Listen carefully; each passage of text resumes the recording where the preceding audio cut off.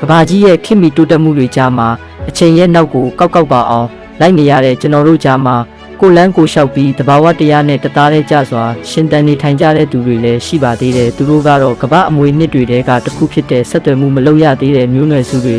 ခံထိုက်တဲ့ tribe ဆိုတာပဲဒီနေ့မှာတော့သူတို့တဲကတစုဖြစ်တဲ့ Master Pharaoh သို့မဟုတ် Master Pharaoh မျိုးနွယ်စုအကြောင်းကိုတင်ဆက်ပေးချင်ပါတယ် Master Pharaoh မျိုးနွယ်စုဟာတောင်အမေရိကတိုက်ပီရူးနိုင်ငံရဲ့အရှေ့တောင်ပိုင်းအမေဇုန်မိုးတစ်တော်နက်နက်ရှိုင်းမှာနေထိုင်ကြပါတယ်အထူးသဖြင့်မန်အမျိုးသားဥယျာဉ်နဲ့သူတို့အတွက်သတ်မှတ်ထားတဲ့ကြားခံနယ်မြေတွေမှာပါသူတို့ဟာရာစုနှစ်ပေါင်းများစွာကတည်းကပြင်ပကဘာနဲ့အဆက်အသွယ်မလုပ်ဘဲကိုယ့်ဘာသာကိုယက်တီရှင်တန်လာခဲ့တဲ့မျိုးနွယ်စုတစ်ခုဖြစ်ပါတယ်သူတို့ရဲ့လူနေမှုပုံစံကကျွန်တော်တို့နဲ့အလွန်ကွာခြားပါတယ် Master Pharaoh မျိုးနွယ်စုဟာရွှေ့ပြောင်းနေထိုင်တဲ့ nomadic မျိုးနွယ်စုပါသူတို့ဟာအမဲလိုက်ခြင်းငါးဖမ်းခြင်းနဲ့တစ်တော်တွေကတစ်တီးဝလံတွေအစားအစာတွေကိုရှာဖွေစားတောက်ခြင်းဖြင့်ရှင်တန်ကြပါတယ်ရာသီဥတုအလိုက်အစားအစာပုံများရာအလိုက်နေရာရွှေ့ပြောင်းနေထိုင်ကြပါတယ်သူတို့ဟာရိုးရာလေးတွေလှံတွေနဲ့မြားတွေကိုအသုံးပြုပြီးတောရိုင်းတိရစ္ဆာန်တွေကိုအမဲလိုက်ကြပါတယ် Master Pharaoh မျိုးနွယ်စုအကြောင်းကျွန်တော်တို့သိတာအနည်းငယ်ပဲရှိပါတယ်သူတို့ရဲ့ဘာသာစကားယဉ်ကျေးမှုဓလေ့ထုံးတမ်းတွေနဲ့ပတ်သက်ပြီးအသေးစိတ်ကိုတော့ပြင်ပလူတွေမသိရသေးပါဘူး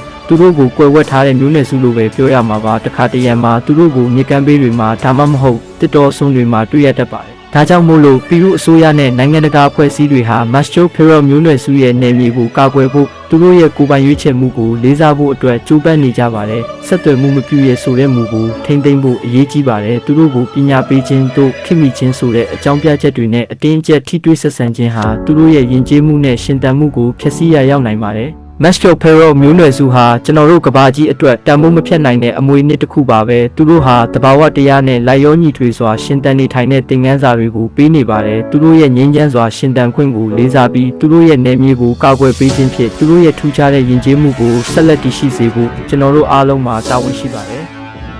နောက်တစ်ပတ်မှာနောက်ထပ်စိတ်ဝင်စားစရာအကြောင်းအရာတွေနဲ့ပြန်လာခဲ့မှာမို့ channel လေးကိုလေး subscribe လေးလုပ်ထားပေးကြပါဗျ